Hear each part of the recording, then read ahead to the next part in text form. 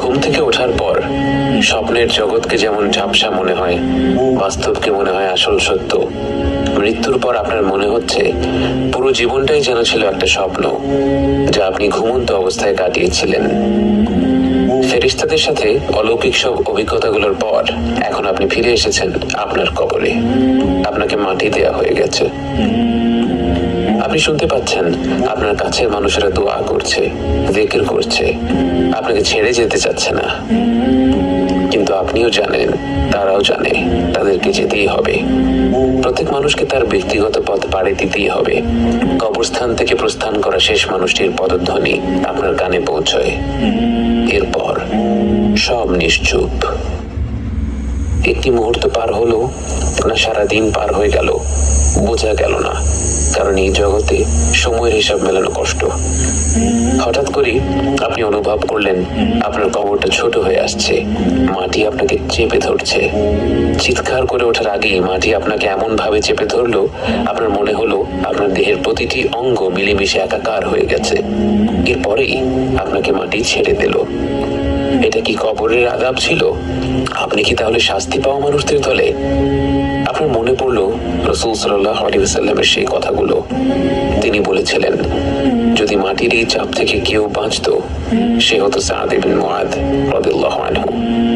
যে সাদ ইবনে মুআদের মৃত্যুতে আল্লাহর আরশ কেঁপে উঠেছিল, যে সাদ ইবনে মুআদের জানাজায় শরীক হতে ৭০,০০০ ফেরেশতা পৃথিবীতে নেমে এসেছিল, সেই সাদ ইবনে মুআদকেও মাটি চেপে ধরেছিল।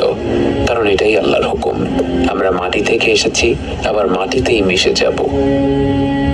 এরপর আপনাকে উঠিয়ে বসানো হলো।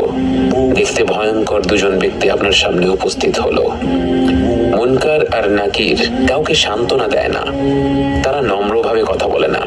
তাদের কর্তব্য একটাই, তারা আমাদের পরীক্ষা করবে। অজুহাত দেওয়ার কোনো সুযোগ নেই। তারা আপনাকে দেখে বলল, মান রব্বুক, তোমার রব কে? তাদের চেহারা দেখে আপনি ভেবেছিলেন আপনার গলা দিয়ে হয়তো কোনো শব্দই বের হবে না।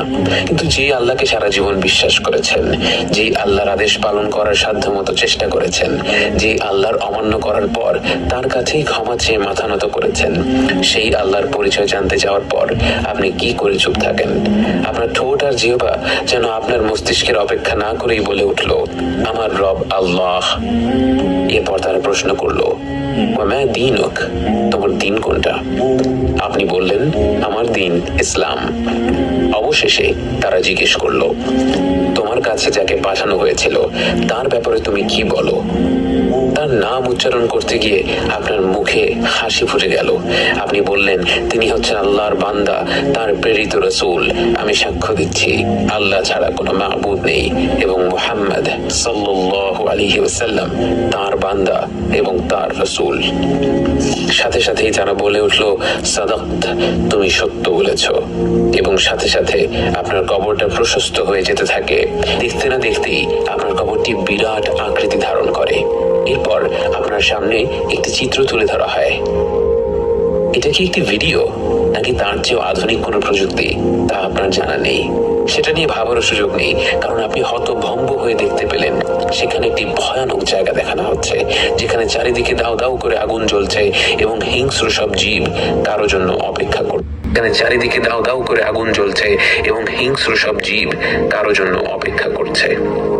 আপনাকে জানানো হলো, এটাই আপনার গন্তব্য হয়ে যেত যদি আপনি আল্লাহর অমান্য করতেন, গাফেল হয়ে আপনার জীবন কাটিয়ে দিতেন। এরপর অন্যদিকে আরেকটি চিত্র তুলে ধরা হলো এবং এবার আপনি আপনার জীবনের সবচেয়ে সুন্দর দৃশ্য দেখতে পেলেন, যার দিকে তাকিয়ে মাসের পর মাস কাটিয়ে দেয়া যায়। আপনাকে বলা হলো, এটাই হবে আপনার সর্বশেষ গন্তব্যস্থল। এটাই হলো জান্নাতের সেই ঘর যার জন্য আল্লাহ আপনাকে সৃষ্টি করেছেন এবং যেখানে আপনি শীঘ্রই ফিরে যাবেন। এই মনোমুগ্ধকর দৃশ্য দেখতে দেখতে আপনার কবরের জীবন শুরু হয়। কোনো এক পর্যায়ে আপনার সাথে দেখা করতে আসবে আপনার আত্মীয় স্বজনেরা, যারা আপনাকে ছেড়ে অনেক আগে পরকালের পথ পাড়ি দিয়েছিলেন। একবার ভেবে দেখুন কতটা আন্তরিক হবে সেই মিলন। যেই মাকে, যেই বাবাকে, যেই নানা নানি, দাদা দাদিকে আপনি কবর দিয়েছিলেন, বহু বছর আগে বারজাখের জীবনে এসে তাদের সাথে আপনার সাক্ষাৎ হবে। তারা দুনিয়ার জীবনের খবর জানতে চাইবে, তারা আপনার সাথে গল্প করবে। গল্প করতে করতে আপনার এক বন্ধুর কথা উঠে যায়। তারা বলে, অমুক কেমন আছে? আপনি অবাক হয়ে যান। আপনি বলেন, অমুক তো আরো 3 বছর আগেই মারা গেছে। কেন, তোমরা কি তার দেখা পাওনি? সবাই চুপ হয়ে যায়। সবাই বুঝতে পারে আপনার সেই বন্ধুটি ঈমান নিয়ে মৃত্যুবরণ করতে পারেনি, কবরের আযাব থেকে নিজেকে মুক্ত করতে পারেনি। যে ব্যক্তি ঈমান নিয়ে মৃত্যুবরণ করতে পারল না, মৃত্যু থেকে শুরু করে জাহান্নাম পর্যন্ত তার পরিস্থিতি ক্রমাগতভাবে খারাপ হতে থাকে।